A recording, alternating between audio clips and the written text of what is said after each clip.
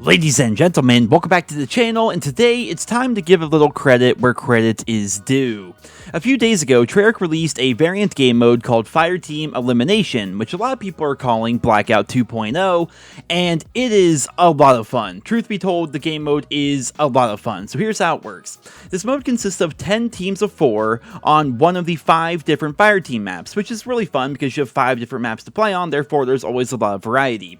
You drop it on the map like you would in Warzone with nothing but an MP5, and from there, you run around the map, killing players, looting weapons from boxes, and avoiding the radiation that is closing in until you're the last team standing. So basically, it's a Battle Royale style mode, which is why people are calling it Blackout 2.0. Now, what makes this game mode a bit more chaotic is it basically has Alcatraz rules, or for you Warzone fans, it has Rebirth Island rules, which means that everyone can respawn up to 5 times, so long as your team doesn't get wiped. I think this is both good and bad. It's good because it makes the game mode more relaxed, and if you die, it's not the end of the world like in traditional Battle Royale games, but at the same time, it can be completely chaotic if you have multiple teams continuing to respawn over and over on the same location. Now, mind you, when players drop back in after dying and waiting for the wave respawn delay, they don't just come back in with their fists or like an M1911 or anything like that. They drop back in with a no-attachment MP5, and you guys know how good the MP5 is in multiplayer. Well, the same is true in Fireteam Elimination. It's a really good gun, and that definitely makes things chaotic at times. Another aspect of the mode which takes the Battle Royale idea and kind of turns it on its head a little bit is the radiation mechanic. So there are these nukes that go off around the map periodically, and when it happens, this causes a bunch of radiation to spread out, but it doesn't spread like a traditional Battle Royale circle, so it's really more of like this massive cluster, and oftentimes this causes a lot of overlap in some places, and oftentimes it's very difficult to get through because there's only a few very small gaps for players to run through safely without getting a little bit of radiation poisoning. Now, on top of that, we also have the exfil chopper at the very end of the game, which you can indeed win with, so it's sort of like VIP escort in the sense that you can run up to the helicopter at the end, clip on, and then maybe after 10 seconds or so, you're lifted into the helicopter and your team wins. But obviously, if you try to do this, you're basically asking for people to kill you because they can see where the helicopter is, they can see the rope, they know when you're trying to exfil. So the best course of action most of the time is just to try to kill every other player in the lobby like traditional Battle Royale, but you can escape via the VIP helicopter if people are camping a little bit too much. So overall, it's a really cool mechanic, and I must say that this game mode is an absolute blast. I know I've been outspoken for years now saying that Blackout is a much better Battle Royale mode than Warzone, and my biggest complaint for Warzone would actually be the loadout system.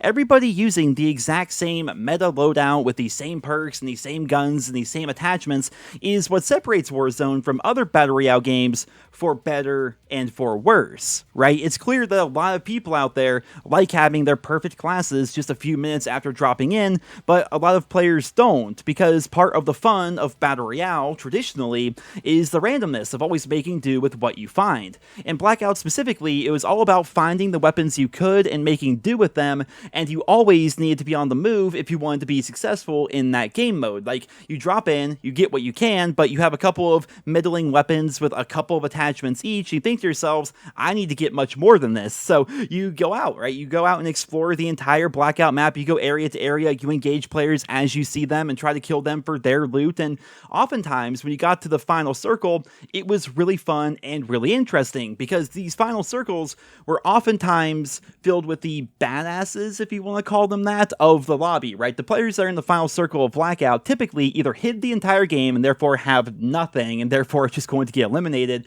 or these are like the badasses, right? These are the people that have roamed half the map, looting everything and killing players that they encountered, and as a result, they would oftentimes have their fully kitted out paladins or those fully kitted out ramparts or augers or those MP40 secondaries with their dead silence perks and their grapple guns and their cluster nades and their tier 2 or tier 3 armor. Like, they had everything because they roamed the entire map essentially and killed everyone on the way to the final circle, and there'd be a couple of teams that did that, and then the final circle would just be pure chaos, and it was super fun and super engaging. Whereas in Warzone, not to be too negative on it, but in Warzone, Everyone is the same as the beginning of the game. They all have their meta weapons with their meta perks and their meta attachments that they've had since they dropped in, and then they battle it out in the final circle, right? I've always preferred the blackout method of actually having to move. It encourages people to actually move and engage with the map and engage other players as compared to just trying to hide for the final circle, because if you get a loadout in Warzone as soon as the game begins, you have everything you need, essentially. You may want to get, like, an armor vest or whatever it's called, or maybe get a couple other things like a gas mask, but in general, you have everything you need for the final circle 5 minutes after you dropped, right? The game is pretty much over, and it's just a matter of hiding until the final circle. Well, if you do that in Blackout, you're gonna die. If you have, like, level 1 armor and, like, I'm trying to think of a middling gun. Like, if you have, like, level 1 armor with, like, a GKS with a couple of attachments and no perks and, like, maybe a cluster nade, you're just gonna get destroyed in the final circle. You need to be well equipped, and we kind of see echoes of that a little bit within Fireteam Elimination. Every game that I've played within this mode, I've had different weapons equipped. There are no perks in this game mode, and yes, weapons do come pre-equipped with attachments, but in this mode, you are rewarded for actually roaming the map, looting and killing other players to get the best guns that you possibly can, along with as much armor as you can get, along with things like radiation vests, as well as score streaks. The Alcatraz-style respawn wave timer is weird at first. It does take some getting used to, and sometimes, yes, it does feel really bad if the other team is constantly dropping in on you with MP5s, but more often than not, the better team does tend to come out on top. Now, you may be thinking, at least some of you may be thinking, that when I say the better team comes out on top, that's my roundabout way of saying, well, my team usually wins, therefore it's pretty fun. But no, that's not actually true, right? That's really not actually true. I feel as though in gaming, we always have this problem, right? There's this thing within video games where people say, oh, it's so easy, all they have to do is do this and they win, right? But oftentimes we refrain from admitting to ourselves that we can do the exact same thing. We have those exact same advantages. There is nothing stopping 3 of us from dying, and then having one of our friends just hide until we can all respawn, and then having all 3 of us drop back in on the other team like the other teams do to us, right? We can do the exact same thing, and sometimes we come out on top, sometimes we don't, and that's okay, because that's how the game is played.